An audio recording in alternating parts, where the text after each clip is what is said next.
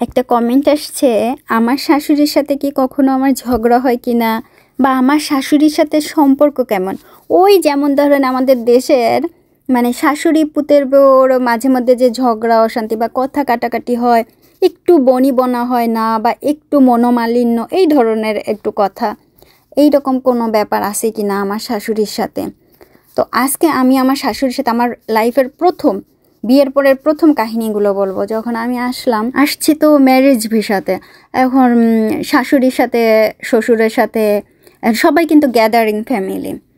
ওই সময় কিন্তু কোরিয়ানরা যেটাই করে সেটা হচ্ছে গিয়ে সবাই আলাদা আলাদা থাকে, এতে ব্যক্তি স্বাধীনতা থাকে, মতামতের স্বাধীনতা থাকে, মানে সবারই এইরকমই যে সবাই আলাদা থাকে। কারণ একসাথে থাকতে গেলে দেখা হয় কি যে অনেকের পার্সোনাল জিনিসগুলো সে তার নিজস্ব মতো করে করতে পারে না, হয় সে শ্বশুর হোক, শাশুড়ি হোক, পুতের বউ হোক, বা নাতি নাতনি, এইরকম। আবার অনেক সময় দেখা যায় যে কোরিয়ান মেয়েরা যারা আছেন তারা ছেলে মেয়ে হবার পরে মাকে বাবাকে কাছে রাখে, আর পুতের বউ কী করে, তার বাবা মাকে নিয়ে এসে রাখে, কিন্তু কেউই শাশুড়ির সাথে বেশি একটা থাকতে চায় না। এটা কোরিয়ার ম্যাক্সিমাম মানে বেশিরভাগ ঘরে আমি যেটা দেখছি। তা আমরা যখন এই করলাম তখন আমাদেরকে প্রথম থেকে আলাদা অ্যাপার্টমেন্টের ব্যবস্থা, সমস্ত কিছু আলাদা, আমরা আলাদা থাকি, আমার বড় ভাবিও আলাদা থাকে, আমার হাজব্যান্ডের বড় বোন সেও আলাদা থাকে, একেবারে পাশেই, বেশ পাশেই থাকে। মানে আসতে যাইতে গাড়িতে করে তো সবাই যাতায়াত করে, এই ধরেন 3-4 মিনিট লাগে, তাহলে কত কাছাকাছি আলাদা থাকে। তো সবাই এরকম কাছাকাছি। আমাদের বাড়িটা একটু বেশ দূরে ছিল, প্রায় 7 মিনিটের বা 6 মিনিট বা এরকম একটা টাইম লাগতো।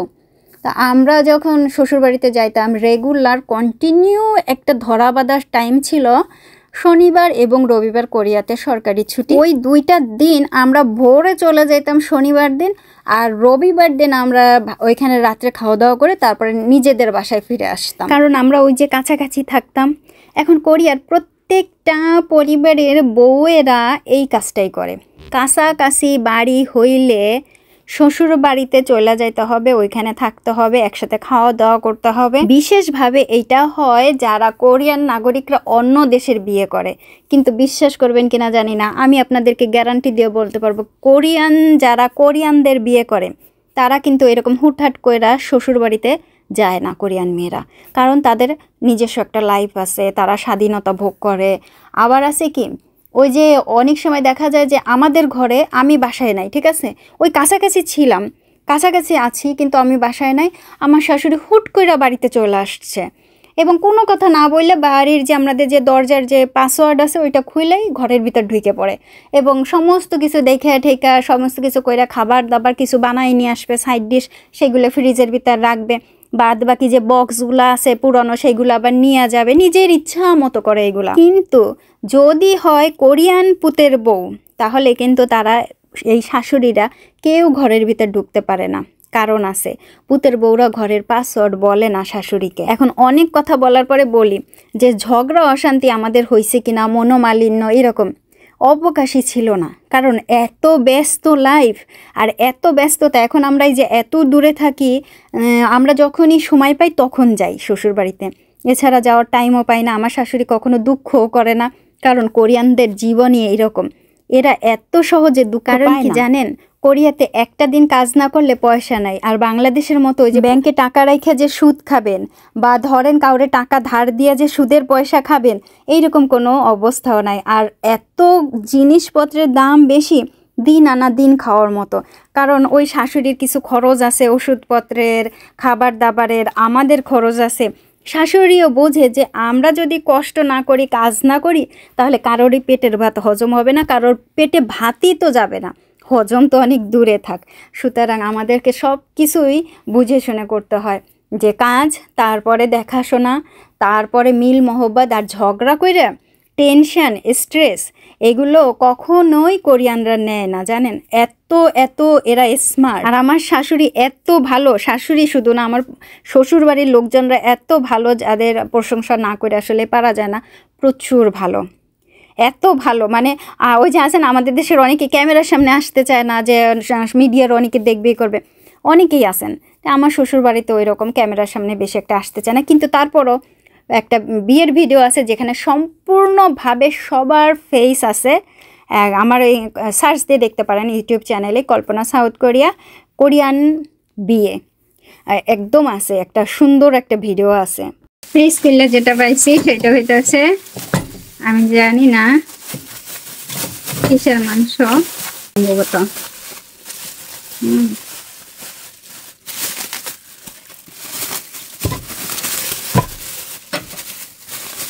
তেল বেশি বেশি।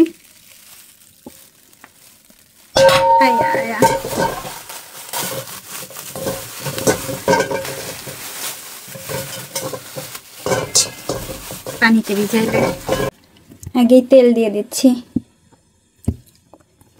হাঁড়িতেও একটু পানি ছিল, সমস্যা নেই, তেলটা দিয়ে দিলাম। মশলা মাত্র ব্লেন্ড করছি, এখন বাজে রাত কয়টা দাঁড়ান দেখে নি ঘড়ি, বড় ঘড়িটা নষ্ট হয়ে গেছে।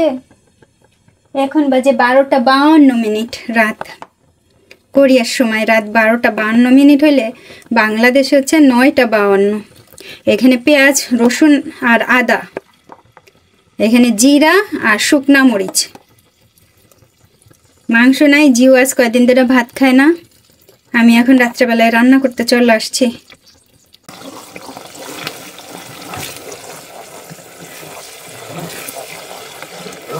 মশলাটাকে ভাজা নেব, মশলা ভাজা হোক।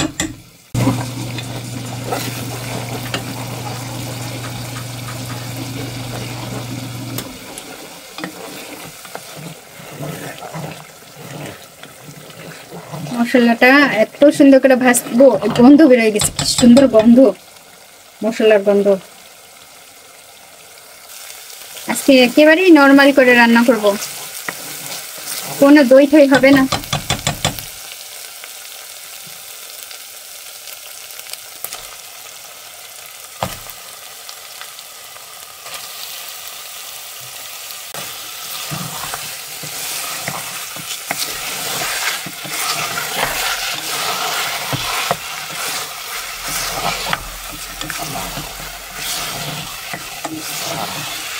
মশলাটা খুব সুন্দর হয়েছে, আমি এখানে হালকা করে একটুখানি পানি দিয়ে দেব।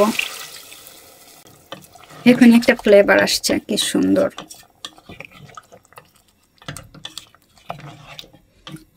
এইটুকু পানি দিয়ে আমি আগে এটা কষাবো। এখন একটু হলুদ দেব, এখানে 1 চামচের মতো চিনি আছে, প্রথমেই দিয়ে দিলাম। পরিমাণ মতো হলুদ দিয়ে দিলাম, এইবার স্বাদ মতো লবণ দিব। চিনিটা কেন দিলাম, মাংসটা একটু তাড়াতাড়ি গলবে এবং মাংসটার একটু স্বাদও আনে।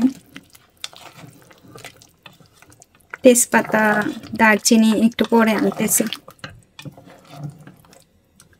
আগে এটা একটু ওই করে নিই।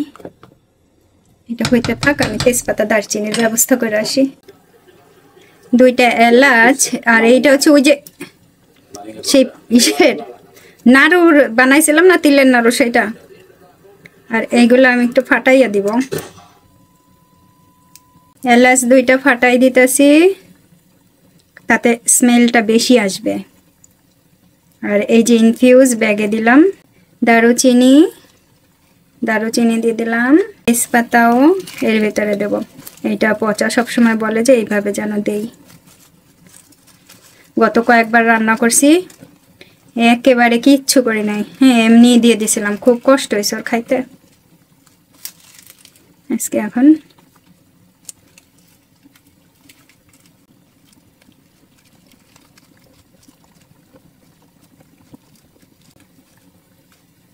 খুলবে না, এই যে দিয়ে দিব।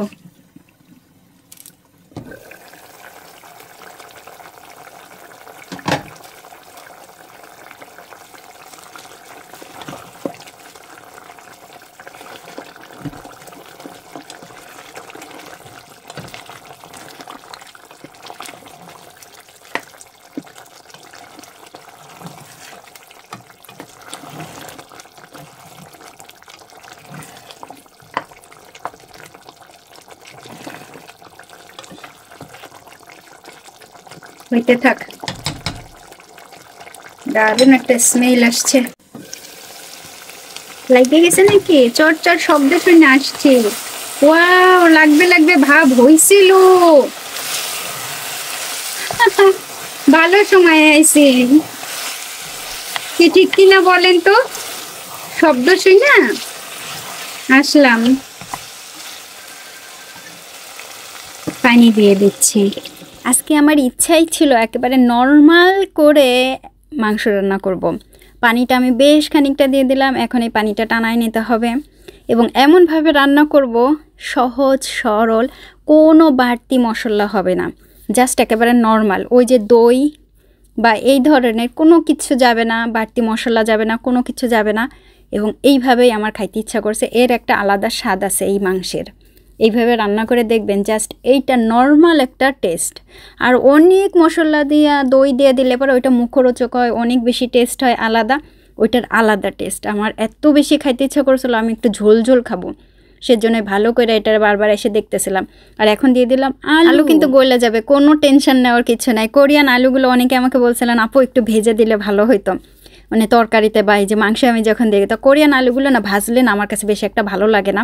মানে ভাইজা যদি তরকারিতে দেওয়া হয়, আপনি জাস্ট এরকম নর্মাল দেবেন, এতে বেশি টেস্ট হয়। আর আমাদের দেশের আলুগুলো ভাইজা দিলে বেশি টেস্ট হয়। কোরিয়ানে আলুগুলো বেশ নরম হয়, একটুতেই একেবারে গইলা যায়। আর আমার কাছে এইভাবে ভালো লাগে। আমি ভাত নিয়ে আসছি অলরেডি, আর দেশের প্লেট নিয়ে আসছি, কারণ আমি একটু পেট ভরে মন ভরে খাবো। আবার পেট ভরে খাওয়ার কথা বললে অনেকে কমেন্ট করবেন আপনি কি খান না, আপনি আসলেই খাইতে দেয় না আপনারে, আপনি তো কাজের বেটি দেখছেন, বা আপনারা এই ধরনের কমেন্ট করেন।